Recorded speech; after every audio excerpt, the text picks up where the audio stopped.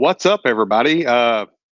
This is interesting. Brandon decided to do an update on his Mac right before the show started, thinking he would have time to do it, and obviously didn't work out because that's how we roll. So you got me, Mr. Andy Patrick, by myself for a minute until Brandon gets here. Got an exciting show. We got a brother from another mother, Dave Dettlaff, on. Great, outstanding dude. He's in the 20 group with us. Very knowledgeable with Hale. He's got his own retail location now. So I'm just going to jump in with him since I ain't got Brandon here to freaking help a brother out with his intro. So let's go ahead and get Dave on the show. What's up, brother? What's up, Andy? Not much. Just trying to figure all this out. Technology, man. Gotta love it. I do. I'm spoiled to Brandon handling all the startup of the show. Then when he called me, he's like, do this, do that, do this. I'm like, all right. You're like, oh man, it's your job. Mr. Update right before the show. Let's go. Yeah, perfect timing. So we got Bruce on. What's up, Bruce? Got my lovely wife, Amanda. What's up, Bruce? Hi, Amanda. What's up, Johnny Krug? You said you was watching or listening to Johnny's episode today, wasn't you? I was. Last night I was listening to that one. What up, Stefan? That's another good episode. Noah, that's another good episode. He said that Christmas music goes hard. Greg, another episode, good episode, even though I forgot he was even on the show at one point. That's how many we've done now. I'm like, you was on here? Oh, there's Brandon. There's Matt, another great show. Amanda says, hello, Dave. Hello, Amanda. I see that popping up now. Hi. How's the shop cat? Is he still coming around? No, apparently he's just free on Saturdays because he came to the tech meetup and then he came to when we fixed dents for toys that day, both Saturdays. So so he likes the social events. I guess so. I'm good with that. He can stay away any other time. We did have the neighbor dog come by today. It's a Rottweiler, and she comes by and she's a big old thick thing. And she just butt starts wagging and like her whole body wags. She gets excited. Ray was trying to do a hell estimate, like loving on her at the same time. That's funny. Did you say she's a big old thick thing? She's a big old thick thing. She's a thick girl. She's a thick girl. She's happy. Goodness. I'll see the neighbor driving down the road with her in the front seat of his truck. She just smiling, looking out the window. She's just a happy dog. Johnny said he got to go pick the daughter up for dance. Listen tomorrow. You have an awesome night too, brother. I'll see you later, John. Christopher Allen. Can't wait to see that dude down at MTE. Oh yeah, Christopher, what's up? John's all right. He's okay. It's okay. I'm glad he's got good internet now. I'm still gonna give him shit about his internet. Like when we was on the 20 group, I'm like, dude, don't even try to talk, John. It ain't gonna work. Turn your video off, and it might work. Yeah, just call in. It's funny, Brandon. I was going through the comments. I was like, another good show we've had. Another good show. Like everybody in the comments we've had on the podcast. Amanda, another great show. Corey Nichols, all of them. Does my background look like it's flickering? Nope. No. It just looks green. I know. It's like, I don't know if it must be my screen. I don't know what's going on. You did an update. That's what's going on. Updates don't ever work like there's that at lunch. Well, hell, it wasn't really working before. This is aggravating. Anyway. Thank you, Casey. Yeah, there you go. Bubba's got you hooked up. Yep. Yep. Noah said the same thing. Sweet. Everybody got your back. You're good. No flickers. Anyway, I'd take a couple flickers right now to fix. Yeah, no kidding. It'd be nice. But anyway, so I don't know what I missed. Everything. Not much. We've already had the show. We're gone. We'll holler at you. Peace. See y'all. I figured as soon as a hard time about your choice of time for doing your update. Yeah. Well, usually it doesn't take that long. I mean, you should know. You should already know. But I don't know what it is. Also left Andy with the opening responsibilities. Oh, I know. Started and all that. So of course that's when it's not going to go right. How did that go, Dave? It went good. I had it. I made everything work how it was supposed to. He had Gangsta Santa going. I thought Snoop on a Stoop was going to pop out. Snoop on a stoop. That's how I almost bought one of those the other night. Kid I coach. Well, he's Reed's age. He's a senior this year, but I coached him and Reed in baseball back when they were little.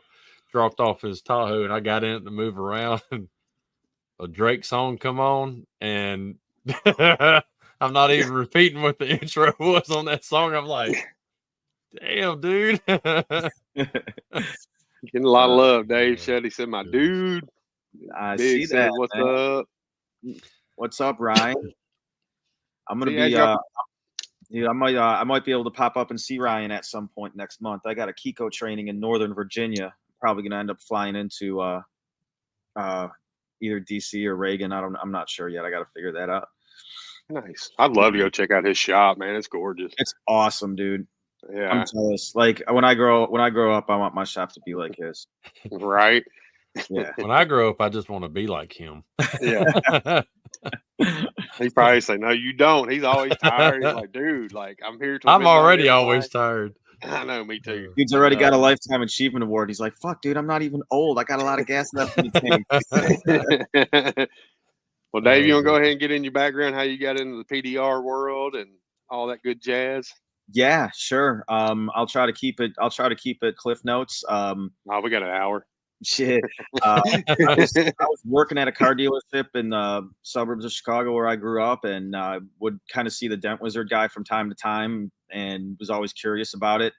But this was back when it was still super, super secret. So whenever he would see me walk up and like realize that I was coming up to talk to him or see what he was doing, he'd put his tools down and stuff like that. And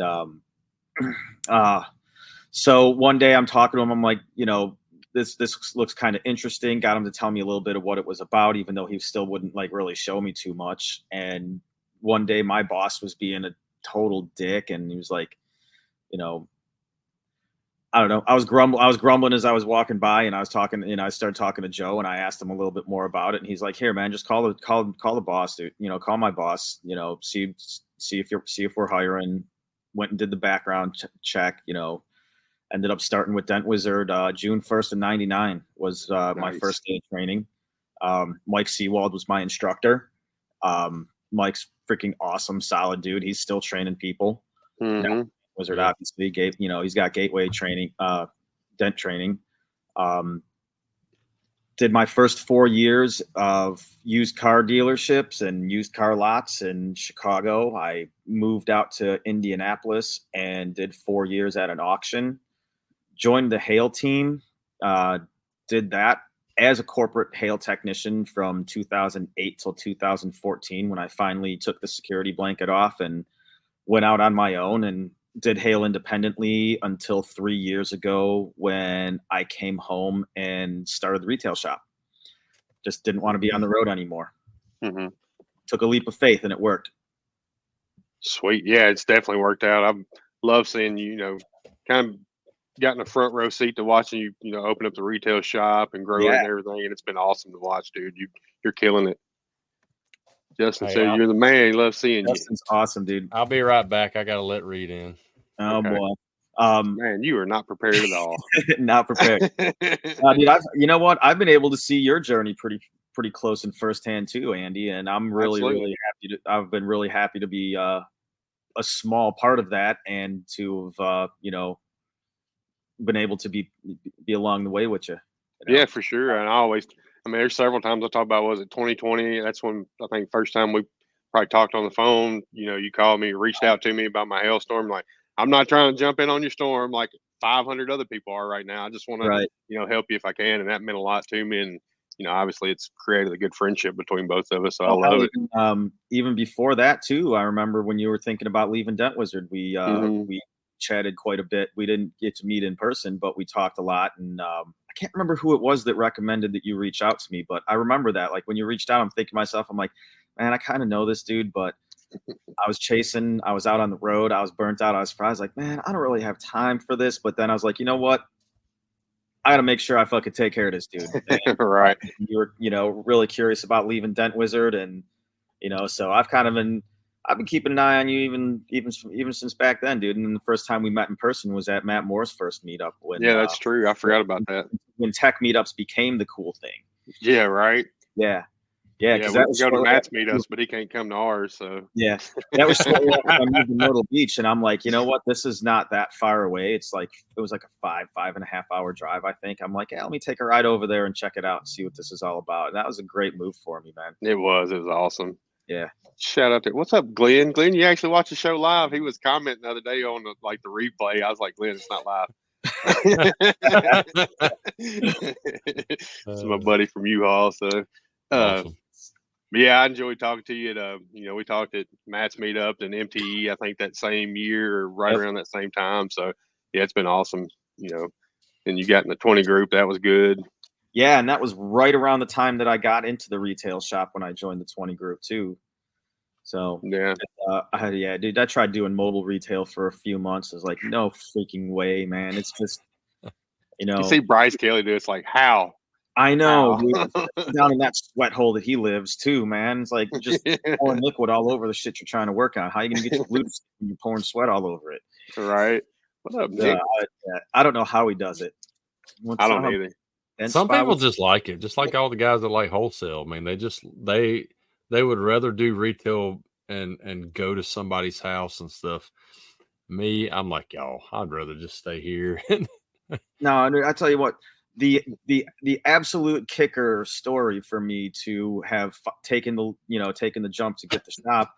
I get to the customer's house and it's a smashed fender. I'm like, okay, it's probably gonna be about 3-4 hours. And I'm working. After about an hour and a half, they come out, start looking like everybody does, which that's no big deal. You expect people to come out and check on the repair. But before you know it, she's like, I'm going to have to leave pretty soon and take pick my kids up from school. Are you almost done? I'm like, yeah. What part of the time frame didn't resonate, ma'am? And of course, just take my car.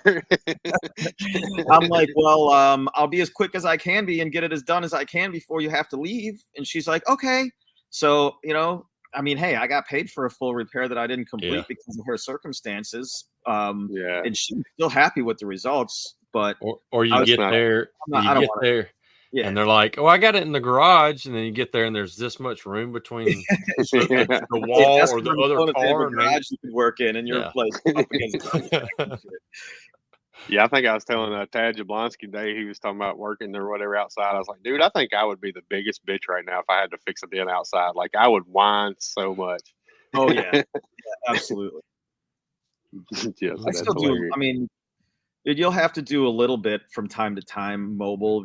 Some body shops you have, I mean, dude, I got some awesome body shops around here that would almost rather just refer stuff to me than sublet it. So, dude, if they ever call me and need something, I'm fucking packing up my tools right away and I'm going, dude. And I'm honestly, hey, say what you want about it. I barely charge them if it's just for my time, because it's usually, we just painted this panel and missed a dent, or this lady's accusing us of denting her car and she won't take delivery until it's fixed, or something stupid like that. It's never really that big of a deal, and it is so worth the investment of the relationship and what you get back out of it. Absolutely. I'm a big firm believer in that too. My body shops, if it's something that's coming out, I tell them all the time, if it's coming out of your pocket, I'm not charging. Unless it's, obviously something smashed or whatever, but them small things I can get done for you quick, I'm not going to charge you. If it is something bigger, I'm not going to charge you, obviously, what I should. Like, you guys take care of me, and it's the least I can do. And it pays off. Like, I had a vehicle in here. It wasn't something we did, but fixed the door on it. Now his door won't open, something that was previously happened, but my body shop was able to get it taken care of for me for cost. So I got to, it just works hand in hand together. Yeah, I'll be traveling about 2.5 hours away to do some work. Probably in January sometime. And the only reason is because I will be inside. He will make sure that I have multiple vehicles, friends who need dents, and it's right there by the hunting camp, so at least I have somewhere to stay. Nice. I've got one body shop that's like an hour north of me, and they refer a lot of work to us. And the people that they refer are usually willing to drive down here to Myrtle Beach because it's literally like our Costco and the other Costco north are right in between. So you're either going up to Wilmington or you're driving down here. Yeah. So, when people really don't want to come down here, they'll get on a list. And when there's a full day worth of work, then they call me and I put it on the schedule and I go spend a day up there. And it usually works out really, really good when I go up there. It's like one of my more solid days of the month. So it's well worth it. Yeah. I told him, I said, it takes me a while to pack up all my tools and stuff. He's like, man, he's got a nice shop too. And he does all kinds of crap. He does everything customization, wise with vehicles. He's got a tent bay. He's like, you have that whole bay. And he's the one that, I don't know, it's a little over a year ago, that had that sheriff's vehicle, that brand new one that, that he had it at his place. He was putting all the lights and everything, and had a buddy there, and his dog ran around the corner. The buddy was scared of dogs, so he ran. And where do you think he goes? Tries to jump on the hood of the vehicle, but missed, and went straight into the fender. Man. And it was on back order. It was like a $3,500 fender job. Jeez. That is the worst part about going to somewhere like loading the tools. Like, I'll be sitting there, and if I know I gotta go somewhere tomorrow, I'm like, just look at my tools, like, it sucks. Like, I'm so spoiled now. I just wish I could go to my body shops and just hang out without having to bring my tools. I would love that because I enjoy going over and hanging out with everybody. But the packing of the tools is what sucks. Yeah, you see, I got a nice wall rack with everything up there too. So it's a pain in the ass to pack out. Right. You still forget something. You're like, all right, I'm gonna bring everything I need and then some. And you're like, shit, I should have brought that one rod, but I didn't. Yeah, never fails. It's always something you need and you miss it. And then you end up leaving stuff. I left my VIP knockdown, I think, in my body shop last week, and I'm missing it dearly right now. So, yeah. So that happens too. It don't happen as much as when I work for Dent Wizard. I'd lose tools all the time and be like, all right, cool. Hey, Mike Orr. Hook it up. Right. Now it's like, wow, that's coming out of my pocket. I don't like it. Dude, you know what? It's been so long since I've subcontracted for them. Like when I was working for them doing independent hail, you could still order tools from them and they would just like payroll deduct it. Like they would take it off your commissions. And I miss that, dude. That's one thing. I wonder, I should call Mike and be like, hey man, like, can I still order tools from you? Because somebody told, it up. Dude, do you remember, I still have one, but do you remember that old, it was like a really thick, like almost like a 7/8 big long double bend with like the red T handle on it? It might have been before my time. Well, I don't know. I was 03 to 05. This thing was so soft that you could literally bend it. Like, I mean, it was super thick and super long. You could bend it into a hook, but when you twisted with it, there's no way you're going to lose any leverage or any power. Really? Like if you were trying to drive straight into a bedside with something deep and nasty, you could probably bend it. But if you were twisting, this thing, like every auction tech back in the day had 2 of them bent specifically for Sebring quarter panels. Yeah. One for the left side, one for the right side. God bless. Dude, I'm telling you, man, back in that day, we had those freaking quarter panels down to a science, to the point to where there was one area about the size of an old silver dollar, half dollar, that was like probably about 10 o'clock on the wheel well that you could not access. And our auction rep literally knew exactly where that area was. And if it wasn't in that area and you tried saying, no, we can't fix this, would be like, yes, you can. Yeah. And then what else? The 4 tour stores, a lot of people gripe about them, how bad they, but I got that down to a science working at the auction. The big roll in the doors. Yep. Give me a flat bar. I had the perfect bend on it, just hammer it out. Be done. I still have a gummy puffer. I have one gummy puffer. Brandon Jeff asked if you're sleeping. No, Reed come by here and got hamburger, and then he's having to drive the Camaro because his car's in here, and he's like, oh, I need to get gas because it's right there. I'm like, okay, stop. Thinking he had money in his account, and then I just get the alert that your zero balance is like, son of a. Doesn't he know it's Wednesday? I was trying to swap money over. Doesn't he know it's 6 o'clock on Wednesday? Yeah, it's just that's a good we'll get on about. Anyway, sorry. I'm not Nah, sleeping. man, you're good. We'll get into your business too. So you got Katie, your wife, working with you. You guys are working together. And Katie actually went to Paul Cordon's to learn some estimating and pricing and Yeah, all that too. yeah, she did. Right, she hasn't been around the shop much in a while. We had a rough year. She had a rough year. We lost her dad shortly after she went to up to Paul to learn how to estimate. Dude, she was crushing it when she first came back, and then spent a little bit of time away from the shop. When she came back by, hey man, I'll be honest, I'm not always the easiest person to work for or work with. I'm trying to teach her things. It became more beneficial. Now she'll take the phone from me if I have a busy day. I just leave the phone with her in the morning. I don't even bring it to work with me. She'll come in and help when she can. Just tidy up around the shop, work the front, help me to run distraction with customers. If a little door ding comes in, she'll estimate that. But when something big and complex comes in, she doesn't have that technical background, and that's where she started losing a little bit of confidence, and it realized, being, and I'm sure Amanda, I know Amanda does a lot with you too. I'm sure there's times where she has, feels like she knows so much because of how long you guys have been together and how long she's just been in the industry with you.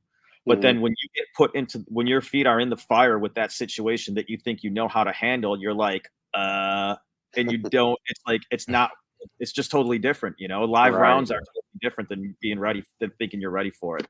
And that's what Amanda, she still won't do estimates. She just kind of leaves, the estimates to us or whatnot. So she just don't feel confident with it because she don't know the access. She don't know the day-to-day of repairing those dents. So but she will once the customer walk in, she's getting their information because she types like the fastest I've ever heard. Like, I'm like, good God.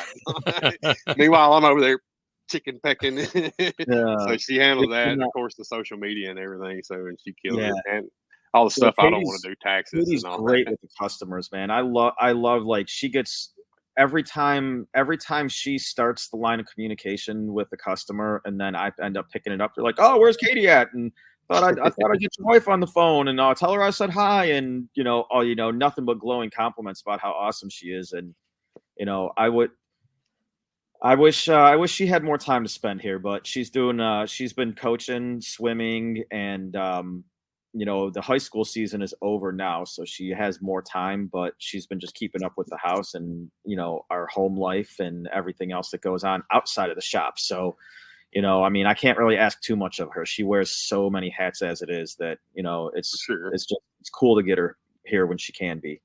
Right. I remember when she went to Paul Gordon's training, like she was stoked when she came back. She was she was on fire, dude. And I'll tell you what, the training itself is, even though it's okay, if anybody watching this or sees this gets any idea that his training was the problem, no. our lives got in the way and pulled her out of the shop, threw her off of the routine, and everything that we were building came back down. But oh my God, dude, just I can't say enough good things about what she learned there and how she was able to come back and apply it day one. And it's stuff that, yes, I can teach her, you can teach Amanda, but it's totally different when it's coming from an outside source. Yes. Right. And that alone, anybody that hears this and sees this, if you're trying to do your business as a family business, I highly, highly, highly recommend, sending your counterpart up to Paul and, getting some training with him. Right. Yeah. It's funny you said that. We were joking about that today. Like Amanda, when we had that hailstorm in 2020, she came over just wanting to play. She's like, show me how to fix a dent. So I had her over pushing. I'm like, you're in front of it. No, I'm not. I know where I'm at. John Yeager went over there and said the exact same thing to her. Okay. I'm like, you serious right now? Yeah. Like I literally just said that. So it definitely takes an outside source. But it's the way you said it. Yeah, that's it.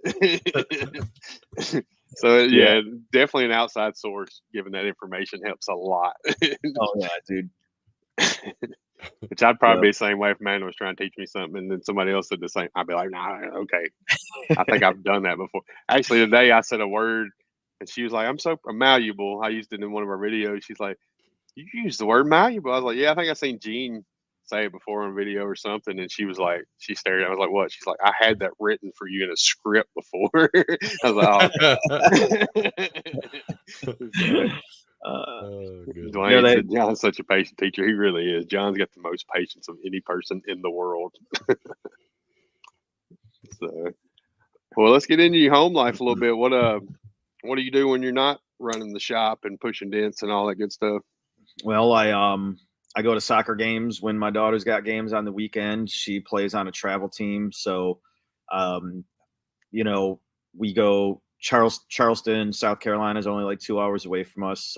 You know, Florence, Wilmington, Columbia. There's, you know, a lot of tournaments that'll be a couple hours away, like just far enough to where you don't really want to drive back and forth. Mm-hmm. So I do that on Wednesday nights, which is, you know, I'm not really playing hooky tonight. I'm just going late. I shoot pool on Wednesdays, which is why I'm always listening to you guys and trying to watch replays. And I could never really get to catch the show live unless we have a bye week for pool. It's something that I used to shoot pool a lot when I was younger. I got out of it for a long time, obviously traveling, chasing hail. And then after, you know, coming home, trying to get readjusted to normal life, going back to normal life after 13 years of hail, that's an episode of its own. I can only imagine. Oh, dude. But yeah, you know, Katie was cool enough to let me get back into shooting pool. So I'm on a league where I play 8-ball and 9-ball on Wednesdays, and that's been fun. Nice. You know, social interaction. Other than that, I mean, I dip my toe in just about every other hobby that any other guy in the dent world does. You know, I love to play golf, but I never have time to do it. You know, allocating 5 to 6 hours to go do something by yourself is, I don't go by myself. So. No. Well, no, like, okay, away from your family by yourself. Yeah. Well, that's why I don't play golf alone. I used to love playing golf by myself. I freaking hate it now. When I was on the road, I would play by myself a lot just because you'd randomly get off work early and be waiting for approval on a car and be like, screw it, I'm going to go hit 9 or 18 or whatever you have time for. Or when I would be home, I mean, most people work normal jobs Monday through Friday, and you're a hail guy and you're home for 4 months straight. And what are you going to do on a Tuesday when your wife's got something to do but go play golf by herself? Right. So I used to, but I can't. I don't do that anymore. I can't stand that. I got really tired of doing a lot of things by myself from being on the road and chasing for so long. Got to the point to where I literally almost didn't even want to go sightseeing by myself. It is just like, there's no joy in this without, you know. Of course, you got your buddies that you're on the road with. I really, really, really do miss that camaraderie of my fucking hail brothers. But it literally got to the point where I didn't really want to do much anymore. You know, it was empty to not have my family there with me, and that's how I knew it was time to come off the road.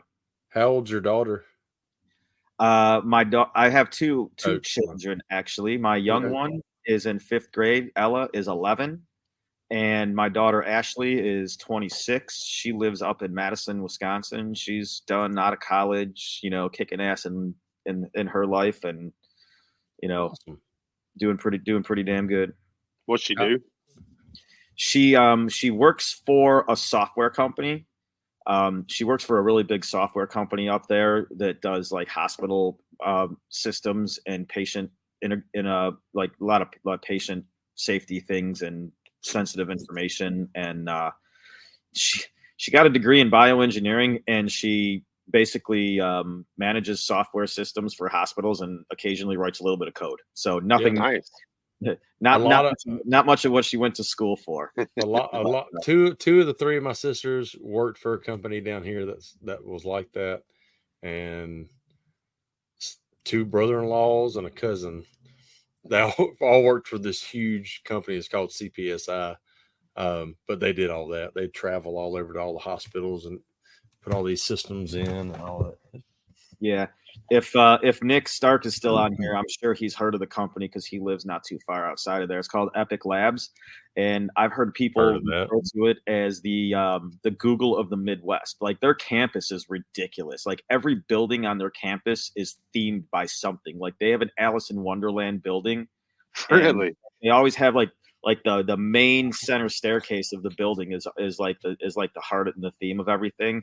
And the staircase in that building is literally the upside down staircase from Alice in Wonderland. That's pretty cool. Slide in there. It's crazy. They've got like a Jules Verne building. They've got one that's called Grimm. That's like all like the Grimm fairy tale series. There's a Western building and just all kinds of crazy themed buildings. But yeah, that's cool. That'd be fun to go to work to every day. Like, got all these crazy buildings and stuff. Yeah. She said, I mean, once she got into her routine, it wasn't as magical, but it's still cool. Like, if you have time to meet with somebody across campus, you can go meet in another building and like just have a completely different environment and scenery and theme around you and stuff like that. That's awesome. Pretty awesome. Yeah. So how long have you and Katie been married? 13 years almost. 13 years. Yep. 13 years on Sunday. Oh, nice. Well, happy anniversary then. We got married a week before Christmas because it was always a safe time to not miss your anniversary in the hail. Yeah. No, my youngest is 11. She's in 6th grade dances. So I'm guessing it's your youngest who plays soccer. Yeah. Yeah. Yep. Yeah, and she's got a late birthday. She's late September, so she's like one of the oldest kids in her class in 5th grade. That's like all my kids were like the young, like graduate when they're 17 instead of 18. Yeah. Do you ever, with hail, do you ever like doing it for so long, being so used to it, do you ever get that itch when, hail season comes around? Like, man, I'd like to be out there on the trail, or are you happy being at home? I really don't get the itch. No, I mean, I did a little bit this year, probably just because it was so busy. Like, because you always dream and think, oh yeah, I could just go back out whenever I want and jump right back into the game. Like, no, you're not gonna fucking go back. Why y'all got balloons, Brandon? What are you doing over I didn't do anything. I literally haven't touched anything. All of a sudden, I got balloons coming up the screen. What the heck? Oh, Brandon was celebrating you not being able to jump in the hail game. I'm like, why is it only my screen? Hold on, watch this. If it does it. There you go. Oh, there it is. That's pretty cool. So I must have done something, whatever little things. Whatever thing is for balloons. I don't know. I don't know. We got to figure Maybe that out. I look like a damn clown or something. Who knows? Yeah, you do. I my But no, yeah, I know, because there's certain people, like we've talked to Brian Mills, Josh Helton. People got places at home, they can stay and they're like, get that itch and is ready to go on the hail whenever it hails. I'm like, man, I'm good at home myself. I thought you went and worked somewhere long enough, man. This year. I did it long enough. I was on the road for 13 seasons, dude. That was enough. I can totally understand why and how people that come off the road burn out and sometimes like fall hard and, fall into bad places in life and pits and things go fucking like horribly wrong for them. Dude, it is a life and a lifestyle that is not for everybody. I mean, if you, if especially my last couple of years, I started feeling a lot of fatigue in my right arm. Honestly, dude, it came from all those years of being at the auction in the early parts of my career where we didn't have very solid handles on tools. And I mean, like literally my Dent Wizard Ford tool was the first 8 years of my career. That's almost the only thing that was in my hand. So I'm up 3/8 rod is at a weird angle is what I did all day long. My right arm is trashed. And when I had to start, scaling down my pace of work to match my my physical abilities, I lost my mental edge and I started becoming a prisoner in my own mind. And when you spend that much time by yourself, the only real interaction you have during the day, if you're pushing hail, is when you're estimating a car or talking to one of the writers up front about a car that you're working on. Other than that, you put your headphones on and you're by yourself. You might be listening to music, audiobook, podcast, something like that, but you're still in your own mind. Something that you hear is reminding you of something that happened yesterday or something going on in your life. And I mean, dude, you get stuck in your own head, and yeah, there's times where it's fun to be stuck in your own head. But there's times where it's not either, man. You know, it's a grind. It really, really, really is a grind.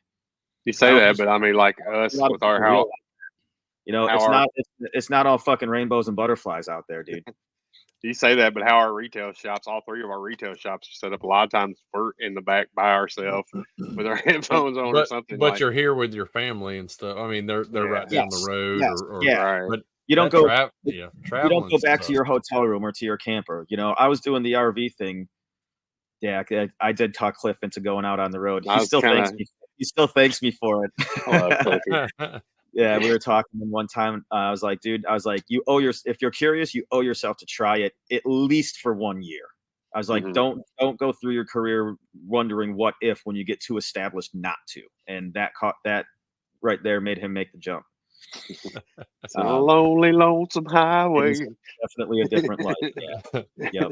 It is. Yeah. I only traveled once for hell for 2 months, whatever it was. Well, I'll tell you what, man. But I traveled for almost 9 years managing disaster work. Well, you feel it then. You know, anybody who's traveled extensively for anything, I mean, it's not an easy life.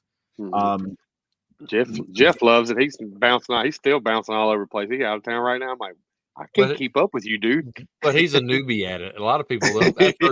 My first few years were fantastic. Yeah, it was just as magical as everybody that doesn't do it thinks it is. Yeah. And actually, just like it does with anything else. Jack said it makes a difference who you're working for too. Yeah, that definitely does. I was in the camper cooking right now. Dwayne's working and he's in the camper cooking. That's awesome. No, but like I said, I started working by myself more because you know I had to pace myself. I didn't want to be working with somebody else or splitting cars with anybody else when I couldn't run their pace or run my pace. So, you know, that changed things my last couple of years on the road too. Right. That's what John Yeager, when we had that storm, he, you know, said something about, do you want to tag these? I was like, dude, that would not be fair to you. Like, you're a hell guy. You're a beast. I'm a side panel dude. Like, you get your work, you make your money, and I'll sit over here and make mine. Like, that's just, there's no way that's fair. Yeah. I mean, I should have took advantage of him. I'd be like Toby Keith out there now. You know, you put me out on a storm, I'll run good. I'll be as good as I once was, but not as good. Right. Yeah. Not as good as I once was, but as good once as I ever was. You know, you give me a I'm not that speed guy though, and to be, you know, eventually you get that speed with just working hell, just like working smash work. You're faster than a hell guy trying to do smash work. Yeah, you know, until they do it all the time.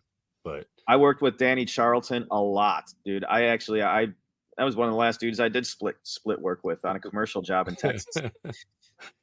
Cliff said Dwayne Ellison got stuck with him.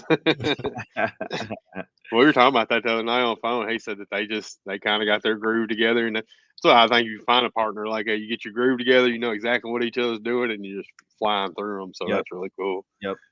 I like doing it like I did, just going down to Brandon's for 2 weeks. You know, like just got to get away for a minute, go do a hail for 2 weeks, and come back home and go back to normal. That's perfect. Yep. If I ever did go back out, it wouldn't be full time. You know, I mean, I would really, really like to. I'd really like to hire somebody right now. Like, it's not like I'm so slammed that I can't keep up with it, but I'm always booked out a week and a half to 2 weeks, which is fantastic. I do no dealer work. It's not like I'm trying to take over my whole market or get deep into wholesale and start digging in those holes and stuff like that. But, you know, I can only do so much with two hands, and especially two old hands. You know, I've been doing this for almost 25 years, even though I'm not like an old human. I am old in PDR. And, you know, with the way things are going with the shop, if I could find a competent technician to plug in here, I know I could make things grow. I'm absolutely sure that I could make things grow. And I would really look forward to that challenge and looking forward to that next step. You know, I could, you know, there's a lot of other doors that I can open for myself and things that I can do more of if I had the time to. And, you know, I wouldn't be opposed to doing some selective hail. And if I had somebody in here, I could do that. Or I could even have, if I had somebody in here and they wanted to go out and do some selective hail, it would be nice. It would be really cool to be able to not be the only two hands-on all day, every day. Corey said everybody needs a Thomas. Believe me, I was trying to hire a Thomas at my tech meetup. Literally. Oh man, it is. PDR years are like dog years, Tom. Yeah, right. Well, I think eventually all of us, I know Andy's working towards it, and you will, and I will eventually. But you hire somebody, you're saying to kind of do that, and you could do selective hail and stuff, but eventually you hire somebody to where we can, as the business owner, can work on the business instead of in the business. Yes, exactly. And that me and Mandy were talking about that today, and Cliff said he'd take him under his wing and repay. I love you, man. You're absolutely right, though, Brandon. I was just getting ready to follow up with that. It's like I only have time to work in my business. I want to work on my business. I'm the same way. I'm fried by the end of the day, man. I tell myself during the day, oh yeah, I'm gonna sit down. I got some repair footage on my phone. I want to edit and put on a nice little social media post and add some music and this and that and look all slick about it. And I sit down, and by the time I actually get through my evening with the family and put my ass on a seat, I'm just like, absolutely. It's like today.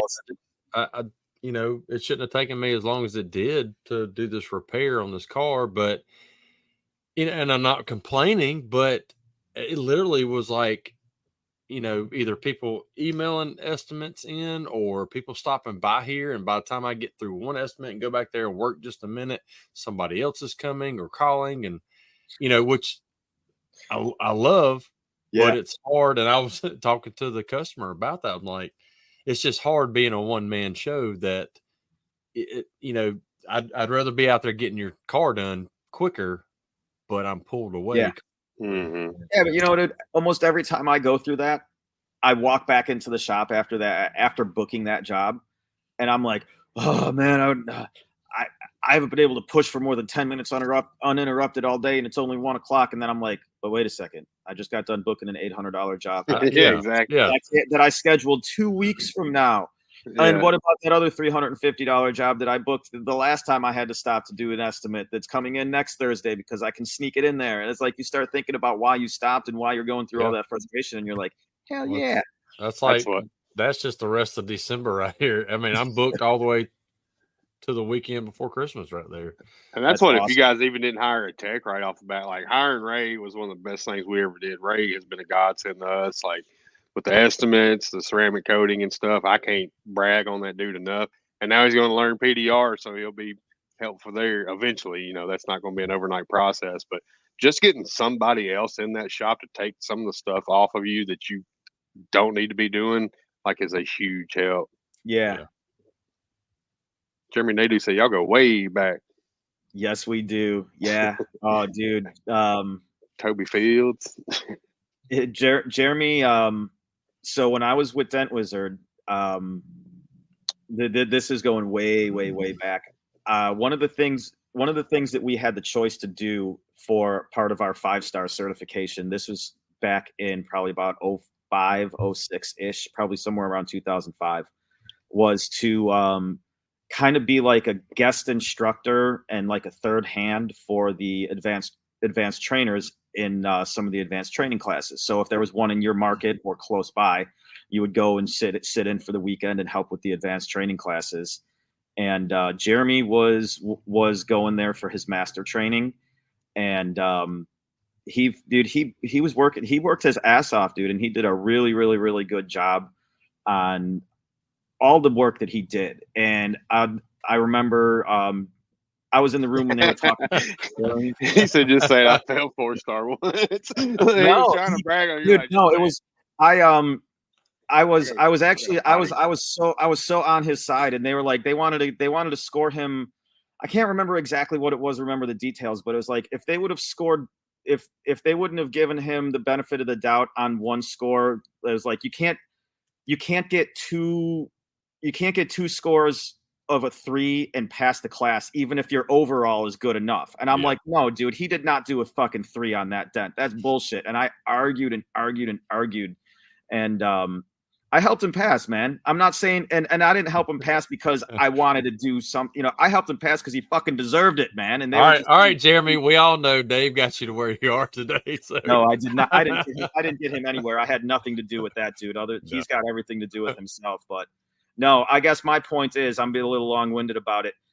Way back then, Jeremy was a, nose down to the, grinding, hard-working kid, and he wouldn't be where he is today if it wasn't for that. And I got to see that, and I'm glad. Hey, if I helped him in any way because of that, I'm glad I did, because he deserved it. He said that was his second 4-star run. He paid you already.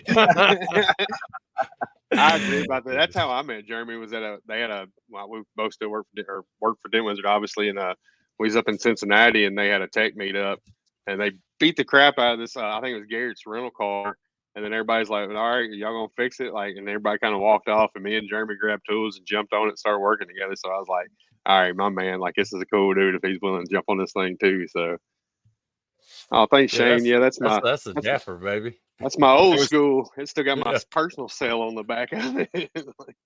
Oh, there was another thing about that weekend I remember too. I don't know if Jeremy remembers this one or not, but there was a group of guys.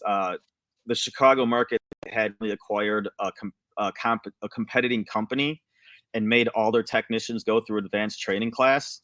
And this one dude, he knew on day one that he failed. They literally told him on day one, "You are not passing this. You can't pass this, even if you get a 6 on tomorrow's dent." And the second day dent was the Taurus door. But they talked him into coming in anyway, just for the learning, for the education and the learning part of it. And this dude hacked the shit out of the Taurus door. And I didn't have my tools with me, but the instructors look at me, they're like, "All right, well, you're the helper. Go finish it." And I'm like, "What the fuck?" I love those going to 4-stars and stuff. Dave Sanders was my trainer, and like one dude came in there and pulled up a metal chair it was Impala quarter panels, and pulled up his metal chair, sitting over. Dave's like, "This freaking guy, lazy as shit, sitting over here in this chair." Sure enough, he chewed it up, and Dave like chewed his ass so bad. Dave's like, "Go over and fix that shit for him." I'm like, "But I passed mine. Why I go fix it?" I had the bad problem of getting done before everybody else, and they'd be like, "You need to keep messing with it." So they would score me a little lower on that, but I still passed. But then I'd have to go clean up other people's shit. I'm like, "Come on, man, really?" Like, it don't pay to be fast. I got a dog that's going crazy real quick, but when I get back, I know I'm going to ask you a question that I know Jeremy's going to want to listen to because he really likes this topic, but I'll be right back. He said, "I remember you guys using Gallants for the hard body line, and all 15 of us broke paint immediately. We had to have a meeting about it." Yes, I do. It's like, well, I'm Mitsubishi's of all things. Gallants. Oh my God, dude, those were terrible. Yeah, that's hilarious. They couldn't get Tauruses anymore. When I did my 4-star training, it was in St. Louis, and we used Malibus, and Dave Sanders whacked. So Sanders was gonna drill holes for us right by the taillight, right where he wanted the holes, because he was whacking that dent for it to be a hole and to have that leverage. Mm-hmm. Steve Payne happened to be at corporate that Saturday, and he hears Sanders out there with the drill, and probably on the 4th car he comes out, he goes, "Get that fucking driller!" Screaming at Sanders, and he's like, I already hit all the cars for this dent, for this access, for this leverage." And half the class got to do it with the hole, and the other half of the class didn't. Oh man! Steve Payne sat there, and he pulled a chair out of his office and sat in the whole big corporate training center to make sure that Sanders didn't keep busting holes in those cars. I love Sanders, man. A lot of people didn't like him, but I thought he was awesome. Me and him always got along and everything. I'm like, Dyke, I wonder if he's still up there. I wonder where he's at now. You know what, dude? I heard during COVID, I heard that he wasn't doing really good, and that he got he was in the hospital and shit like that. And I don't know what happened to him. I don't know. I hope he kicked out of it, but I'm honestly not too sure. I can't remember. I think it was at MTE Vegas, and I can't remember who it was that told me about it. but I kind of like jogging my memory. It wasn't like one of those things where it sounded too good. Right. Steve Payne was high strung, very high strung. He's another one that a lot of people didn't like, but I did. I always liked the guys that were kind of the assholes, but would tell you like it is, and you knew where you stood with them. Yeah. Kaysen was my guy. I love Rob Kaysen was so awesome all the time. I still, every time I see him, if he comes empty, I'm excited to sit down and chat with him for a while. I think he still does training for them for the paint repairs. Yeah, and then he was doing training for interior. I went up there and did interior training when I worked for Dent Wizard. He did great, but when I came back, it wasn't so great. I didn't do interior repairs very long due to lack of materials. But we won't get into that. We don't drill. We talking about. So yeah, real quick because he's running out of time. I want to talk about. You just got back from Ryan Campbell's hunting camp and all that, right? You went hunting with him. Yes. So how'd that go? I did not see anything in the woods, and it was my first time ever hunting, but I had a freaking blast, dude. It was a great group of guys. Just being out in the, Ryan got a deer, his cousin got 2, and another guy that we were with got an 8-pointer, and all four of those deer got taken on day one. Dude, Ryan had his down like probably 15 minutes after sunrise. So like he opened shotgun season with a win, and he was like, "All right, fuck, I'm done." Dang, you didn't let the visitor have first shot? Yeah, I wish. It's not like we were all sitting there in a line. We weren't. But no, Jerry said they gave you the worst spot. New guy, put him over here. He won't know no better. Yeah, right. The trip looked like a blast. It was a blast. No, it definitely gave me the fever to want to keep going and keep doing it. I'm definitely I have to find someplace close by here in South Carolina that I can get to easy enough just to get more time out in the woods, man. I mean, I realize that it's going to take time for me to learn what I'm doing out there and to get something like, and this is something that's been on my bucket list for probably about 5 years because I've always wanted to get out hunting. I do have a bow. A buddy of mine got me into bow shooting a couple years back, just targeting and goofing around. I've never had one of those out in the woods, but I really, really love shooting my bow. Like, I like shooting guns as much as everybody else does, but there's just some type of primitive, like, personal relationship between the bow and the person holding it. And I literally have on my bucket list that I want to kill a deer with a bow. Well, if you really want to get serious about hunting, bow is the way to go. Gun, that's all me, baby. I'm gonna go out there and walks out and I want to shoot it, I'm gonna shoot it. But but it was your first time going, and then if I'm not mistaken, Jeremy took David White. I think that was David's first time. It was too, but I don't think they saw anything. So Tad's asking what bow you got. I have a Diamond Bowtech. Sounds like another language to me. Just a I don't know, low mid-grade. Yeah. Starter-ish bow. Dang. Dwayne said you can go to Georgia and go spear hunting for hogs. That sounds but sketch. you have to wear a loincloth, and I'm not into that. Go bow hunting with that. Do they size you for your loincloth? Depends on. In Georgia, it's just pine trees, so I mean, you just got needles down there. Seek, kill, bring home the family. It's in our DNA. Yes. So. Yep. Yes. Bow hunting is up close. Man, a lot of hunters. You've exactly what Tad has. There's a lot that goes into it. Yep. So, yeah, I mean, like you said, with a gun, depending on what you could climb up. You can climb up into a nice little tree fort and just sit there in a chair and look across an open field if that's the type of hunting that you're doing. And, as soon as something pokes its head out, boom.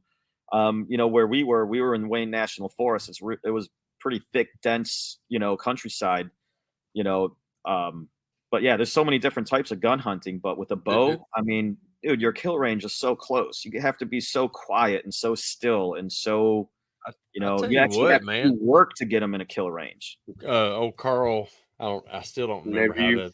Yeah, Nephew. He shoots. He uses a damn pellet gun. It's pellet gun? airsoft. Yeah, it's High-powered. airsoft gun. Wow. Not air. Well, Yeah, but- that's what he called it. well, I mean, air powered. I don't know about airsoft. When I think airsoft, I think them little. That's what he said on the show. They're it's a. I mean, it's CO2 powered, or nitrogen, whatever it is. But he just shot one not too long ago, I think in Michigan, with it too. And I want to say it was over 100 yards with it. But man, I can't think of a pellet gun killing a deer that. Did you see that record buck that was taken down in Ohio? Oh, dude, it was a monster. They're guessing it still has to get measured by Boone and Crockett to verify it, but if the measurement stands, it's over 200. Free range free. Yep. Pinned in. I do my best hunting and fishing at Costco. I'm all over. I bring home all the good stuff.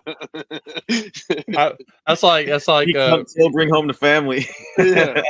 That's like right before Thanksgiving, we were there, and first night at the camp, opening week is right after I got back from Andy's. But I'm like, told my son and my buddies, like, y'all can go hunt for the horns. I said, I'm taking my 17 caliber and going right here, shoot a little doe to make it into jerky. And that's the first time I've ever shot one with my 17. It's small caliber, but shot her right in the head. Got all I had her all clean before it got dark and they got back from the camp. Nice. Put her on jerky, or cut her up, put it in the dehydrator overnight, and had jerky the next morning. So what is an Orby gun? You call yourself a hunter unless you killed a deer with an Orby gun. I don't even know what that is. Like the orbs, the little watery gel balls or whatever. I'm guessing you waterboard it. That would be torture that deer. The deer would have a heart attack laughing so hard. That's why. Like, what the hell? What's up, Nick? What's up, Nick? Yeah, man, I can't keep up with comment. Doe is reporting for backstrap duty. I love it. Yeah, that's what when I hunted when I was younger with my granddad. Like it was all about getting good doe meat and all that tender meat and stuff. He said, "Yeah, well, you really want tender meat? I'll kill you some to get some tender meat. You just won't get much of it." Yeah. No, Ohio is pretty restrictive, Ted. That's where I was. So flat. I was in Ohio.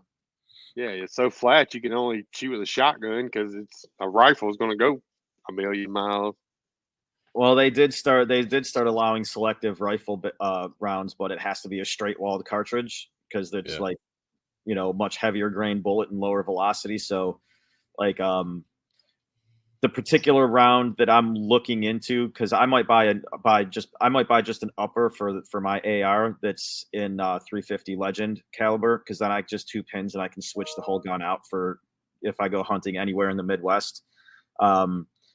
It's like it's only got like it's very, very light bullet drop up to 100 yards, but then at 200 yards, it's like an 8-inch bullet drop. At 300 yards, it's like a 16-inch bullet drop. So it drops off so fast that it's like a rainbow that sucker out there.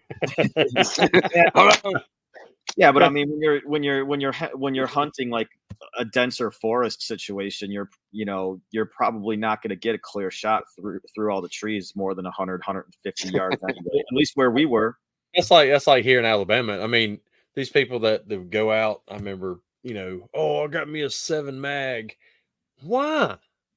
Yeah. 270, 30-06, 308's what I shoot. I mean, 30-30 is what I shot my first deer with. Something that's, you can reach out there 300 yards max, or I mean, not max, but that's all you need. You don't need a 7 mag that shoots something 100 yards away and blow half the backside of the deer out. You want to take some meat home, not yeah. All they care about is I got a 50 cal. Wow. Yeah. Damn bullets as big as the damn deer. I turned that deer to dust. Poof. It'll be like get my tank. It would be like the first time I ever went dove hunting when I was like 12, and I finally nicked one that landed on the ground. And I ran up to it, boom. There was nothing left. Jackson, sometimes you just want to John Wick a deer. He missed. Some incendiary rounds. A mile away. Yeah. Dude, I bought grenades. I bought a 308 because a lot of I've heard a lot of people say that 308 is one of the most tried and true hunting rifle. That's what I learned to hunt with. I bought a 308, dude. I took it to a rifle range for the first time. I was like, damn, dude, that thing hurt. Really? Oh, it ain't nothing. Mine ain't like that. My 30-06 is way worse. Yeah. Yeah. I love it though. That's what my granddaddy gave me. 308. Mine had some kick. I got a Remington 700. Man, Jack got a 308, so if he can do it with his little ass, 308 AR, damn. With a bump stop on there. Yeah. He's letting them fly. I'm overkill. I shoot Weatherby. I don't know. Dang, I can't. Comments coming in hot. America up here. Talk about hunting, man. It's going to lighten up. We drop viewers off and just leave the hunters in here. Yeah, that's all it is. Matter of fact, all right, y'all, I'm going to head out. It's the hunting show now. Ginger Bros hunting show. No, I appreciate you coming over. I mean, coming over. Thanks for coming over here on the. We didn't get talk about it real quick. It feels like I just came by the house to hang out. I mean, honestly, dude. I mean, I know both you guys well enough to. It's just like it's just like we're on a 3-way phone call bullshitting. I'm ready for MTE so bad. I'm just. Me too. Just ready. The tech meetups, especially, like made it like Pittsburgh, and then here, like it kind of gets you amped up for it. It's like, oh yeah, the big show is about to happen. We had the playoffs. Now it's time for the Super Bowl. So. Yeah, I was kind of bummed that I didn't make Pittsburgh, but I tell you what, man, I'll never be able to make that weekend though. That's her and I have had a standing tradition ever since we've been married to get away for her birthday. We don't have a whole lot of family around us. So, I mean, we get babysitters and stuff like that, but couples weekends and vacations for just her and I are pretty rare. So yeah, same with us. That's I kind of casually suggested that we just do I was like, well, all the wives are going to be doing their own thing while we're doing doing our masterminding. And she just kind of looked at me. She's like, I love you and I love everybody, but I don't want to do Dent Guy weekend for my birthday. And I was like, okay, that was it. I just didn't ask anything other than that. I don't blame her. All right. Tom Poland, you can do that in any state. So you just pull outside. Don't want to get caught though. Like Yosemite Sam. Just don't shoot at that one that the head just keeps moving up and down. Ted really hates driving to Pittsburgh. We got stand your ground laws down here, Time. We can shoot anything, anywhere, anytime. Yeah. Real quick, I want to. I know we're running over a little bit. I was want to ask about you talking about the Kiko training. How long have you been doing that? I've been doing that literally just over a year now. I did my first one December of last year. Obviously, you're gonna say you love it. You're on camera, so. I do. The Kiko in the background. It is kamikaze travel. I am not a huge fan of that part. I usually land, like if I have to fly, I usually land and I'm back on a plane in 24 hours. Wow. The worst thing about it is missing a whole day when you get back home, or a part of a day in your shop back home due to travel. Mm-hmm. So I try the best I can to do them on Mondays and or Fridays. Monday's a better day because a lot of body shops Fridays put everything together and make it go home day. Yep. I'm not a fan of the travel, but do I love doing it? Yes, absolutely. And the reason why is just because of who everybody at Kiko is. We all know that, and they are like, I mean, standard bearer for good people and morals and what they do for the industry and the technology and everything. To me, I feel like it's an honor to be allowed to do that. So as long as they're willing to have me, I'm willing to do it. And I know they're getting into, I'm pretty sure, and at some point in the future that there is going to be some rough out / basic PDR training that they're going to start offering. And that is something that I would be interested in helping them with as well. Yeah. So I don't know what I don't know what the details are on that kind of stuff. I don't, it's something that I've heard kicked around, and I just, like I said, I love doing it because of who they are. Mm-hmm.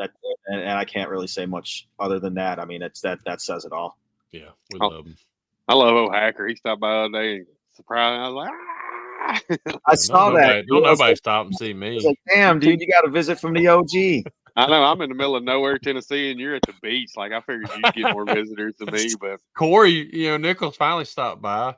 Yeah, and he stopped by here too. So yeah, the only time anybody really stops by here is on their way to MTE. And I tell you what, man, I would love to do a meetup down here sometime, because the perfect time to do it down here would probably be like, and I know it's kind of close to MTE, but like early mid-March, be like a pre-hail season party. We did one of those. Lodging is still super cheap down here at that time of year, because it's before spring break and it's before anything starts popping back off for beach season. Yeah. I don't know about lately, but I know pre-COVID, I had a buddy who came down here and stayed all winter, and he freaking he rented a oceanfront room at one of the like waterfront resorts that had like 15 water slides and all that good shit, and it was like it averaged out to like $60 a night. Wow! He did like a 3-month winter lease there. And it's all off-season properties. That's crazy. I don't know what it's like post-COVID, but you can get really, really good deals down here in the off-season, and like right before hail season starts. Well, I can tell you from experience, if you want hail there, have a tech meetup in March. That's what happened to us. Like 2020, I had that tech meetup.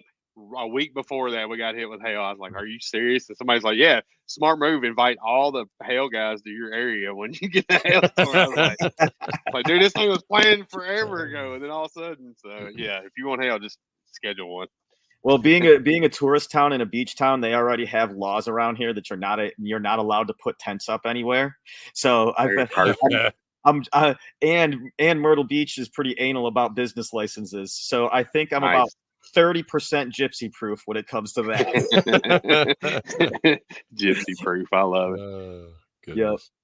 Well, it's been a great show. They may pop up just long enough to get somebody's deductible or whatever for their initial check, and then they're gone anyway. Roll out. Yeah, right. Take their car in and skip town in it, and start using it as a rental in Texas. Yeah. As of right now, not Dwayne. We had I got a call the other day, but it was a lady. She was driving through Mississippi when it hailed, so we'll see what happens. It's coming. It hailed here, but I think if we get any, it's going to be after people worry about it, because we had storms with it. So I think it'll be after people worry about their houses and stuff first. Well, talking with another buddy in the hail game, saying if you go by, cycles with hail seasons and stuff, and as big as it was this year, and it's still hailing.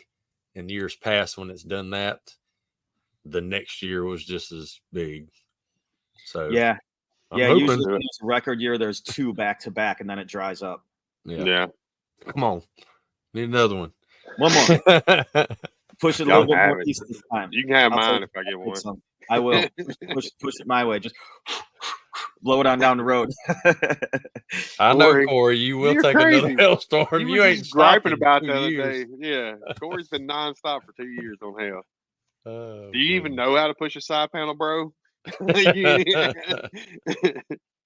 Yeah, me too, John. Me too. Anyway, so appreciate you coming on, brother. And, yeah, man. Thanks for having me, always dude. Glad it's talking. fun. Happy talking to you. But yeah, I can't wait to MTE to see everybody in person again. See you and another one. John. Yeah. All right. Well, thanks again, guys. I appreciate you guys having me on. I look forward to doing it again sometime in the future. If you guys get to the point to where you start recycling guests, then that means you're having a hell of a run, and we're all still enjoying it. So yeah. Well, we're definitely out there right now. I will be looking forward to coming back. Well, we're gonna do a good show this year at MTE. We weren't able to, but Ryan Shutt has been working with them to get an actual radio row with. We'll have wired internet. Yeah, with a lot of stuff already set up. Pretty much everything but your computer, microphones and all that, if I'm not mistaken. So thank you, Shuddy, for really putting in time to do that, and Kevin Bird and Sheldon and all them. But we for the competition. Yeah, we're gonna, hopefully have a good one this year there. So we'll be pulling techs in, left and right. Yeah. And hopefully we may do some mobile stuff too. If I can get our eCam working good. That'd be awesome. Good luck. Just run around with your phone and do Facebook Live. That works better than anything else half the time. Well, I tell you what, with that eCam Live, man, we can do right here at the computer, and it goes right to your phones too at the same time, so you can be mobile while I'm here too. So it's pretty that'd be cool. awesome. Yeah, we just got to figure it out. We just got to figure it out. It won't play audio other than mine. So yeah, just don't update it 15 minutes before the show. Yeah. I started like 30 minutes before the show. Anyway, either way, still should know better. Thank you again, brother, for coming on. Thank you. Thank you for everybody that watched, commented. Thanks for watching. Thanks for the comments. Made it really enjoyable. And I love y'all. And I will see you soon. Thanks again, guys. Hey, we're gonna put you in the back room. Say goodbye in a minute. So, okay. Appreciate everybody watching, commenting, like Andy said. And we have hold on, I got it right here.